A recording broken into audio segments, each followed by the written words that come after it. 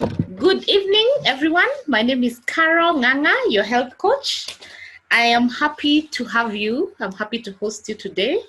It is another beautiful Friday. As always, we have a Zoom session where we check on Carol, your health coach notebook, and it is here. Our notebook is here, our pen is here. I hope you have a notebook and a pen so that we can take some few notes on this topic. Today we are talking about our libido enhancers.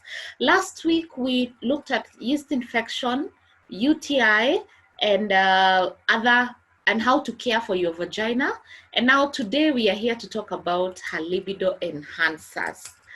I'm glad, as always, to see you today. I'm happy to see you here.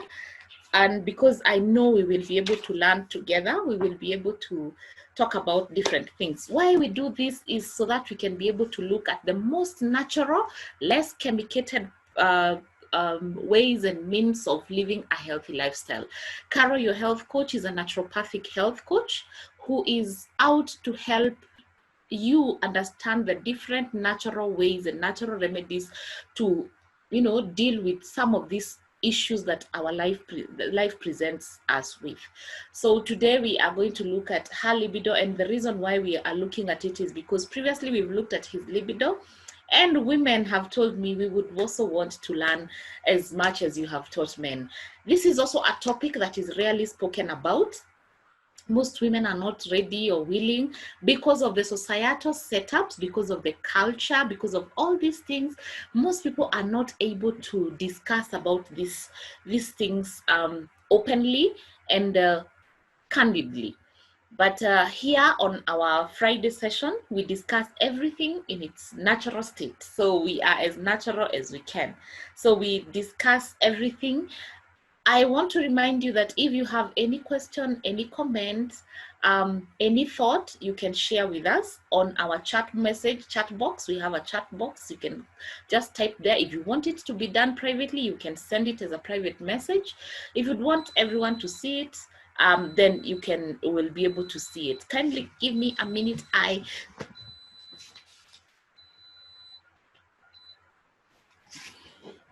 It's my alarm that was going out. So when we talk about her libido, I don't know what is the first thing that comes to mind. The first thing, of course, when we're talking about libido, I know not everyone who is familiar with the term libido. Some people know it as the sex drive. So there's a time in your life when the sex drive is really high and other times when it is very low. So today we are going to look at both instances when a woman has hypoactive libido and when a woman has hyperactive libido, and then we are able to discuss and to be able to learn what is the difference and how can we balance. Because if it is super high, again, it's a challenge. If it is super low, it's a challenge. So how do we strike a balance? How do we ensure we have a balanced sex drive as a woman? For the men who are here, you will learn something that you can be able to transfer the information to your women, because one of the challenges we are having today is that our biggest problems are coming from our bedrooms. Our bedrooms are really suffering. We are seeing mental health issues coming out from the bedrooms, and the frustrations.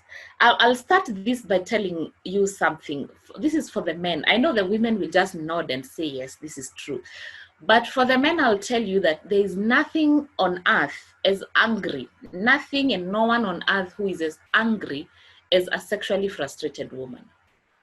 She can kill anything and everything. These women who keep hitting, they are passing by and they see a cow, they hit it, they are always angry. Then they have something I call the dead fish look. Do you know the dead fish look? The dead fish look is when you, I don't know whether you can see me. I don't know how to explain it, but you can also Google and see what a dead fish look is. They are just angry. And then there's a line here who is, is a very beautiful woman and she's just angry. There's nothing on earth as a sexually frustrated woman.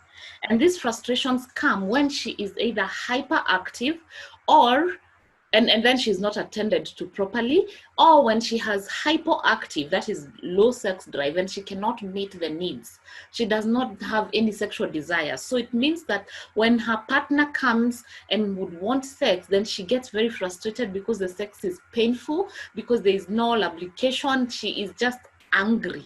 So that anger is caused by both. So we need to strike a balance. We need to know, where do we draw the line? So for the hyper, I still don't know if it can be medically checked. I still don't know. I am going to do a research, but I know that medically you can go to hospital and you can be diagnosed with hypoactive. We call it hypoactive sexual desires disorder. Hypoactive sexual desires disorder is when you have no feelings, you have no sexual thoughts, you have no there's so much dryness in your vagina, like you just don't want sex at all. And not just sex, but anything related to sex. So anyone who comes up with a topic that is related, you're disgusted by it. If and when you have the low sex drive, you don't want anyone to even touch you, to even look at you suggestively, to even tell you something that would end up being sexual. So that is when you can be diagnosed in a hospital, because first of all, you will feel it. How do you know when you have the symptoms? How do you know that you have low sex drive? First of all, of course, you don't have the thoughts, you don't want anything to do with the sex. If you go to hospital to your gynecologist, they'll realize that your vagina is always very dry, it is shrinking, you're just disgusted. You also know when you have a low sex drive, because sometimes you might think you're excited, you might think you're ready for sex, and then when you start sex, you become dry immediately. Or in the middle of the whole beautiful session, you just become dry and it becomes painful and you feel, oh, you don't want this. So that is how we say, that is when we say you have a low sex drive. When we realize that you have this, we can ask ourselves the question of what causes the low sex drive. The first thing that we will talk about, and I will insist again and again, is that for us women, sex starts from the mind. Unlike men, who can just, they can just ignite their sexual desires like that, even without, sometimes they don't even think about it, it just comes up. And I would want a man who is here and would want to tell me if I'm talking about different things. But for men, they're able to just ignite. For us women, it takes time, it is a process, and then it is very mental. Because for a woman, unless it's a very special woman, you only have sex with people you have with someone you have emotional connection with. For us, we interpret sex as emotions. It is not an act for us. For us, it's more of the emotions. And that is why for a woman, it takes time. It takes a build up. And then by the time now I'm getting there, when I'm ready for this sex, I also don't want you to again come and ride on me like a stolen bicycle. I want affection. I want to be appreciated. I want all these things. So the first cause of hyper and even hypoactivity is a sexual desire is our mental state, our psychological state. How is your mind? Is it prepared? Are you, for lack of a better word, let me say, are you feeling it? Are you feeling this man who you are having sexual intercourse with? If you do, then naturally your brain tells your hormones to just be produced in the right amounts, and then you will be well lubricated. So for us women, it is the mind, the physical, the psychological, the societal, even also because of the culture and because of how we've been brought up. There are some women you will take to some spaces and they'll not be able to function properly because they will not be comfortable. They'll not be comfortable. So when kindly, if you cannot hear me, you let me know, so that I do not talk. Last time I really talked for long without knowing that my audio was fine. Yes, hello, hi, yes, hi. So now we were talking about the causes of especially the hypoactive, and we said the psychological effects, the environment, the social environment. Where are you? How are you being handled? Are you under stress? Are you in good terms with your partner? Because of course for us it also, there's this African proverbial saying that they say that men are like gas cookers. You just switch on and you switch off. For us women, they say we are like electric cookers. You switch on and wait for a long time. Then when it is ready, it is super, super, super hot. And then even coming down takes a while. So when you have hypoactive sexual desires, it means then you take long, or you never even ignite the fire in you. Other causes of hypoactive, when you have low sex desire is for women who are undergoing through either premenopausal or through menopause, because of the production of the different hormones that are produced during this phase of life. Your estrogen may go down, your testosterone. Someone will look at me when I talk about testosterone and they will wonder, what are you talking about testosterone? And we are talking about women. Yes, even women have a percentage of testosterone hormone, and when it goes through down, then it is also an effect. So even a woman has testosterone, but in smaller quantities. So when it is low, they also do not know how, they will not be able to be sexually excited. As another cause of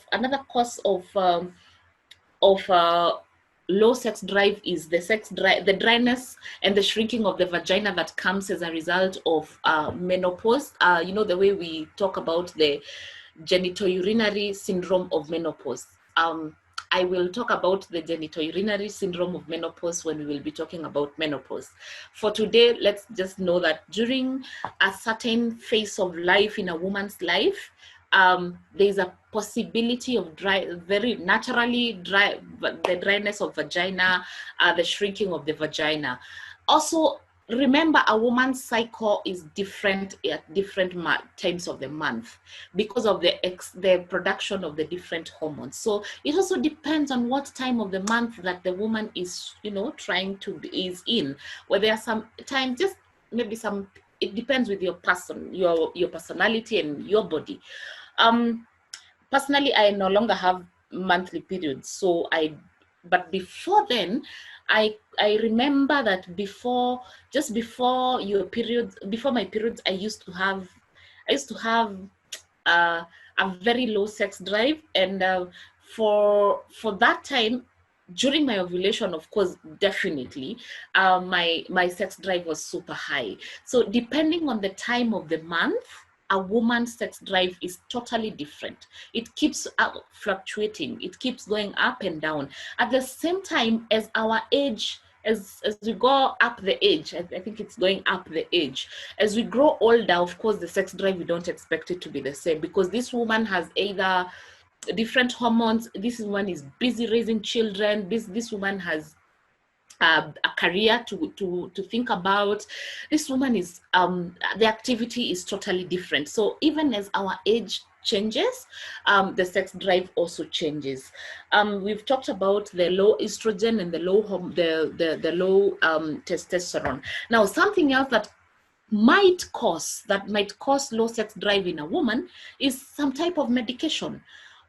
For example, women who are on diabetes medication, some of the diabetic medications, they lower the estrogen production. They really affect our sex drive. Some of the antidepressants that are prescribed in our hospitals, they also have the effect of lowering the sex drive in a woman, but not all of them. The thing that I will talk about, the thing that I will say before I conclude on the causes, is that your body is totally different from mine. And what might cause low sex drive in me might not cause in you. So the secret here is to understand your body. The secret here is to understand your partner's body. The secret here is to know, just be aware of what is happening, the surrounding, the social aspect, the psychological aspect, your diet, your exercise, because another cause of low sex drive is lack of exercise. Because remember, sexual arousal comes as a result of proper blood flow. When the blood flow is proper, then it means then that this your blood will flow in the right direction for you to get an arousal. So if you do not exercise, how will the blood flow it's just there. You will always be tired. You will always tell your partner you have a headache. I have no idea where this headache comes from. Someday I will ask women to tell me, these women who have headaches, where do they come from? And when you say you have a headache, does it solve the problem? Does it solve any issue? So then also, as we wind up on the causes, let us also look at what is your current relationship with your partner, even before sex. And remember that for a woman, it starts very, very far. So now, let's say we are talking to a woman here who has low sex drive, or we're talking to a man whose woman has low sex drive. How can we help them? This is a very good question. Thank you. Does family planning pills lower libido? Yes, yes, yes. I forgot about that one. Thank you for reminding me. Yes, the mode of contraceptives that we take, depending on your body, depending on several things, they cause low libido. So you need to understand, just like I said, you need to understand your body for you to know if you have to use contraception. And I know we will have a conversation very soon about contraceptives. If you have to use, would you then understand your body? Would you then understand how your body is functioning? Because there are a bigger percentage of the different contraceptives that we take that affect our sex drive. So I'm here to tell you that if you would want, because remember, how do these contraceptives work? They interfere with our hormonal, our hormones. So it means then some of them either lower the estrogen too much or raise the progesterone, depending on their makeup. So that is how they affect. So now you have this woman and you would want to help them heal. Keep the questions coming, keep the comments coming. I'm seeing them on the chat box. I'm not going to mention names, so just write. I will not mention names. I'm the only one who will see. So now we would want to help someone to know, how do we treat? So the first thing we can be able to do is engage. If it's too severe, you can go for counseling or sex education. Why I talk about sex education? It's because most women, most of us, we do not even understand our bodies. We do not even understand what excites us sexually. We do not understand what to do when, how.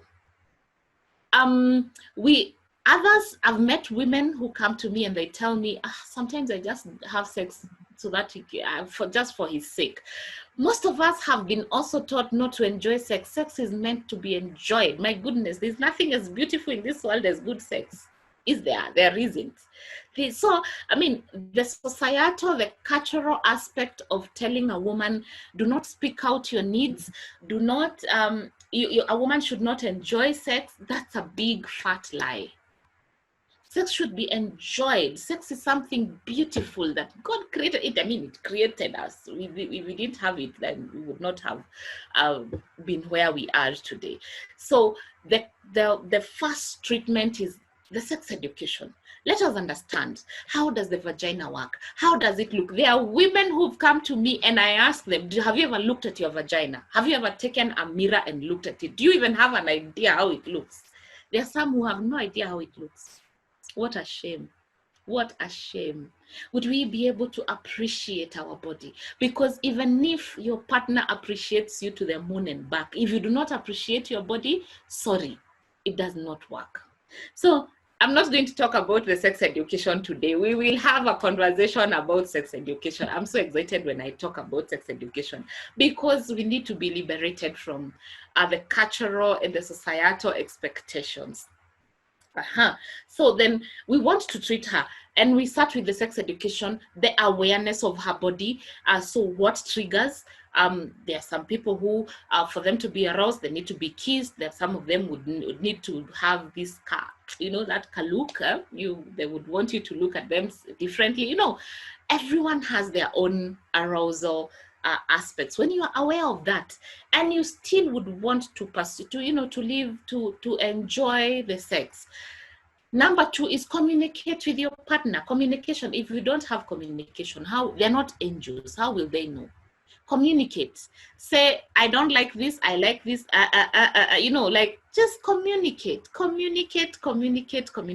you communicate your needs, when you communicate your thoughts, when you communicate your feelings, communicate, and then create an environment of where we can be able to talk about this, and then that way you will relax. Because remember, last time we said, if you are very stressed out, you have all these mental health issues, your body will produce very high levels of stress hormone called cortisol. I keep talking about cortisol hormone.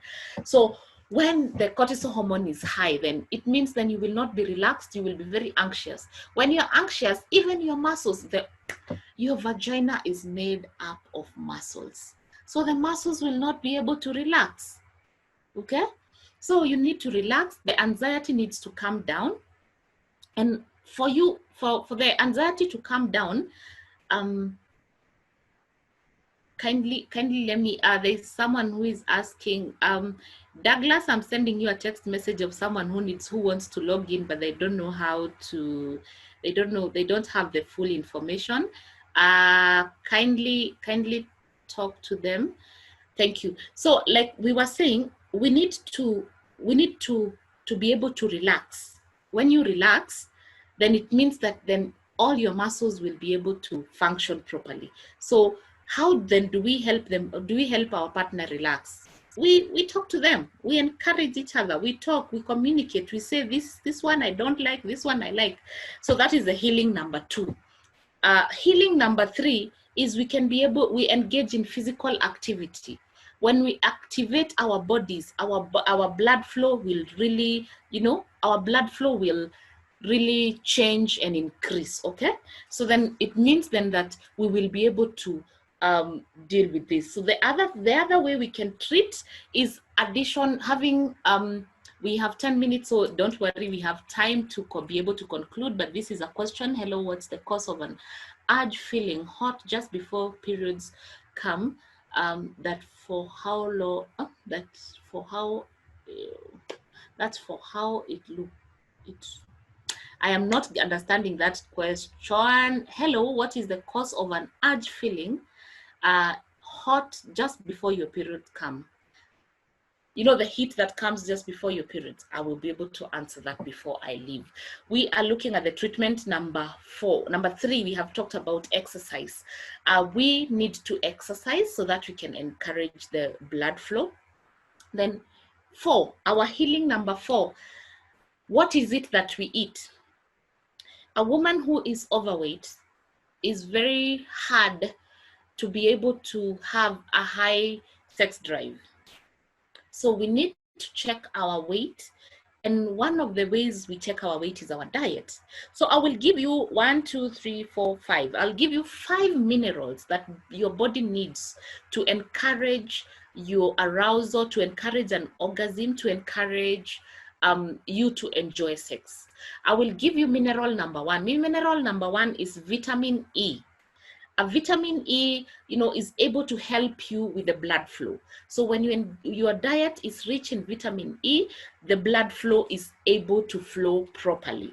What are some of the sources of vitamin E that I can give you that you will be able to know what to eat, maybe even before or when you're prepared for sex? You can talk about chickpeas, chestnuts, spinach, sweet potatoes, asparagus, broccoli, tomatoes, whole grain, and such. You know, vitamin E helps you with the blood flow. That is why your diet needs to be rich in vitamin E.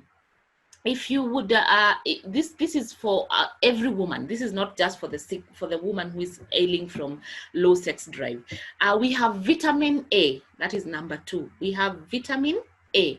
Vitamin A will help with the production of the female hormones. It will balance the production of all the female hormones. We have progesterone, we have estrogen, we have testosterone, we have dopamine, we have all these beautiful hormones that God created us.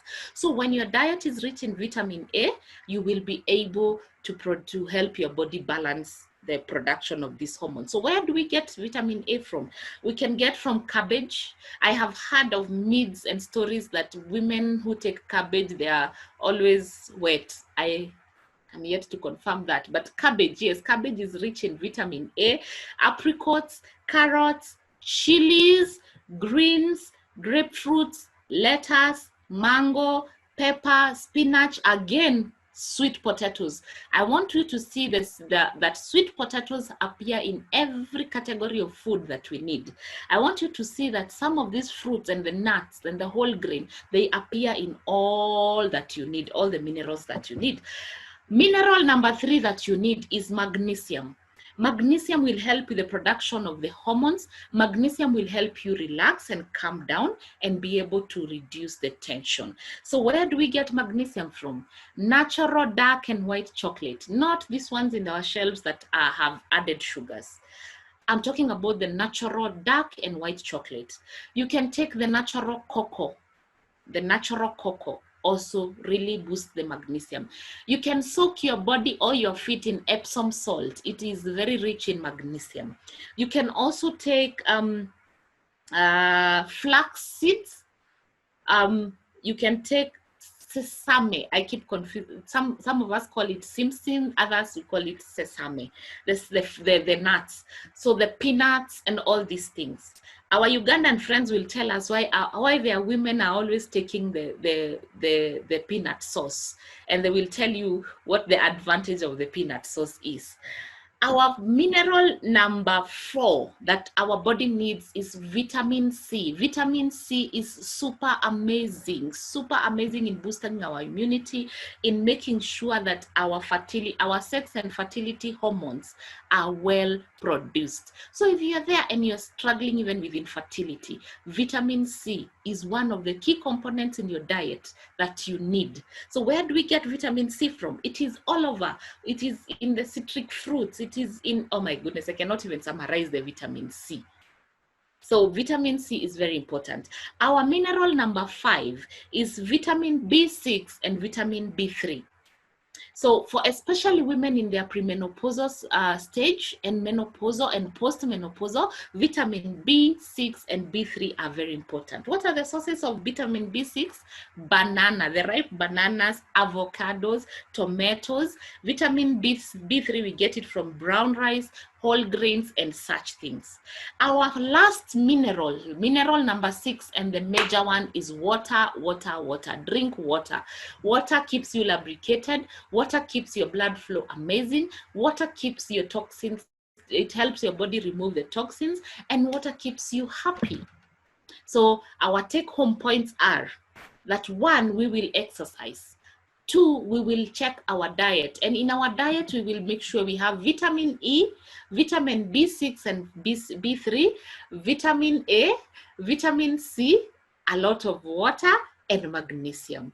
Our take-home 3 is we need to have this conversation and realize that the low libido is caused by our mental state, our societal environment, and not having these conversations. So can we start having these conversations? And then we have said that if we are on medication, some medication that is causing low libido, let us have a conversation with the doctor. Oh, you can give me a shout as Carol, your health coach, and we'll be able to check what are some of these medications that you're taking that could be causing. So then how can we counter them and be able to encourage your body to have a balanced sex drive? Someone asked me about the heat that comes just before your periods. It is because of the hormones that are produced around that time. Remember, we said that every month your body fluctuates like this. So around that time, they're depending on the hormone that is being produced, then your body is trying to remove some of these toxins. Your body is trying to tell you something. So that is a very normal thing. We will have a conversation around contraception, contraceptives that women are taking left, right, and center. So we have 2.5 minutes. How happy am I that we have had this conversation? How amazed and humbled I am that you have taken your time. You have taken your 40 minutes out of your busy schedule so that you can have a conversation with Carol, your health coach. It is always a pleasure. And for the women here, from today, let us purpose to enjoy sex fully. Let us purpose to make it a part of our happy. Some of these women I see angry in the streets. Sometimes I know when they are very frustrated. So don't be that woman who will give me a dead fish look. And if you're frustrated, have this conversation. Now we are going to have a session where we will mix the sex education class. We'll have men and women. So please be sure to tell your partner to log in when we will advertise the sex education class, because we are going to make it very hot. Very, very, very hot. I hope someone has learned something.